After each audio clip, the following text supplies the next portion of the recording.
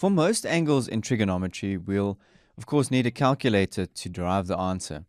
But there are some special angles in trig that we can solve without using a calculator. So let's have a look at those special angles that we don't need a calculator in order to derive the answer.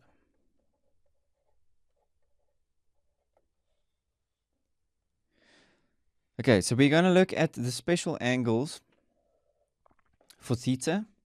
And those special angles are 30 degrees, 45 degrees, and 60 degrees. So we'll have a look at the sine of theta, cosine of theta, and the tangent of theta.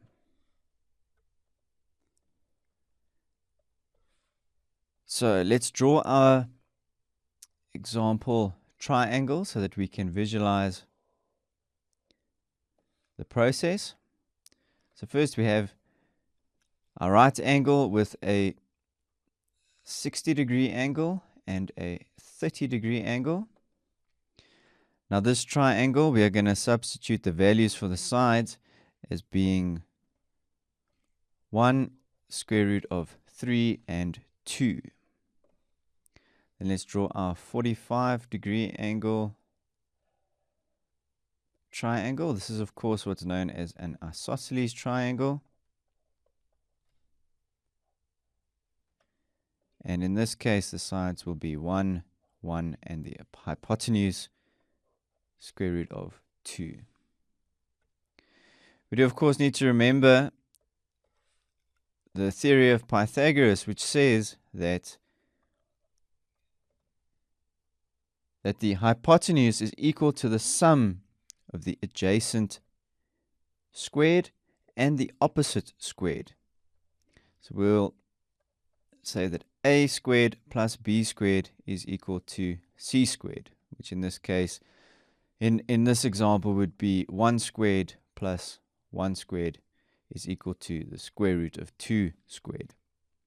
So that is just to show you how we got the lengths of the sides for these two triangles by obeying the theory of Pythagoras. So then let's show what the answers then are. Now these are obviously constant values which will stay the same for the sine of theta if theta is 30, 45, or 60, and of course the same for cosine and tangent. So let's write out our SOHCAHTOA mnemonic, because it does make it somewhat easier than having to memorize the trig functions off by heart. Okay, so for our first one, we'll have a look at the sine of theta, where theta is 30 degrees.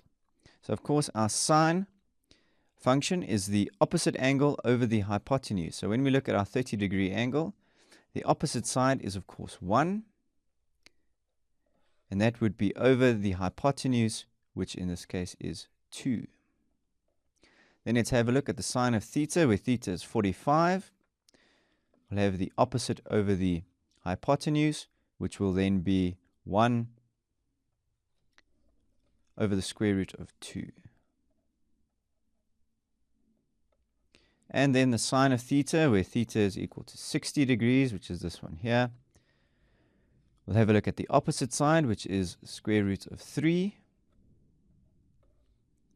over the hypotenuse, which is 2. Then let's do the same for cosine.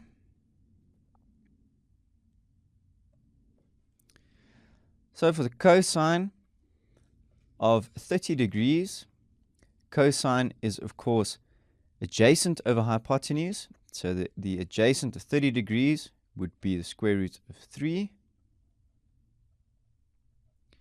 That would then over the hypotenuse would then be over 2. Then the cosine of theta, where theta is 45. Let's use this angle down here. The adjacent side is then 1 over the hypotenuse, which is the square root of 2. And then the cosine of 60 degrees, down here, the adjacent side is 1 over the hypotenuse, which is, of course, 2. And then finally, let's do the same for tangent.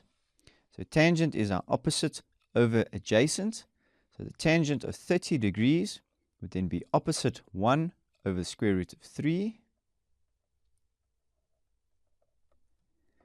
Tangent of 45, let's use this one over here. It'd be the opposite over the adjacent, would be 1 over 1. 1 divided by 1 is, of course, 1. And then the tangent of 60 degrees, the opposite is square root of 3 over the adjacent, which in this case is 1. So anything divided by 1 is, of course, 1. So that is then the square root of 3. So this is then how you could do some trig equations and solving the answer of an angle of sine, cosine, and tangent without using a calculator. Let's have a look at an example. So in the first example,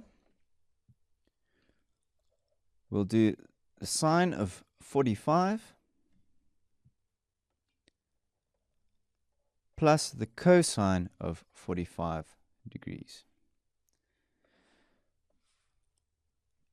So in order to remember what these values are, because it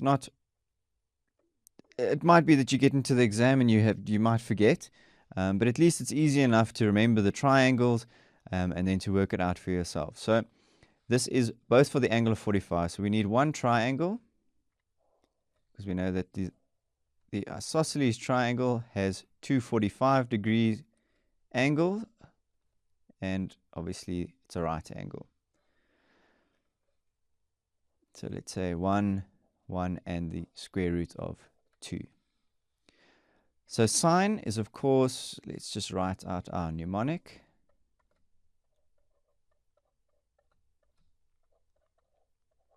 Okay, SOHCAHTOA. So the sine of 45 is the opposite over the hypotenuse. So if we substitute this angle over here, we'll say 45, the opposite is 1, and the hypotenuse is the square root of 2. Then the cosine of 45 is, of course, the adjacent over the hypotenuse, which is also 1 plus the square root of 2. And this is now a nice, easy algebraic expression to simplify, because we have the same denominators for both fractions. And of course, in that case, you can then simplify square root of 2, 1 plus 1 equals 2 over the square root of 2. Let's do one more example. And in this example, we'll look at the cosine of 60 degrees plus the tangent of 45. Okay, so we need to have a look at both of the triangles that we mentioned earlier, and let's quickly draw those. That's our 30 degree, that's our 60 degree angle, and then we have the isosceles triangle with the two 45 degree angles, and then we can use our mnemonic once again. So first we need the cosine of 60 degrees. So cosine is adjacent over hypotenuse, and I guess we need to write in the values so that we can substitute those values. So that's 1 square root of 3 and 2, and of course this triangle is 1, 1, and square root of 2.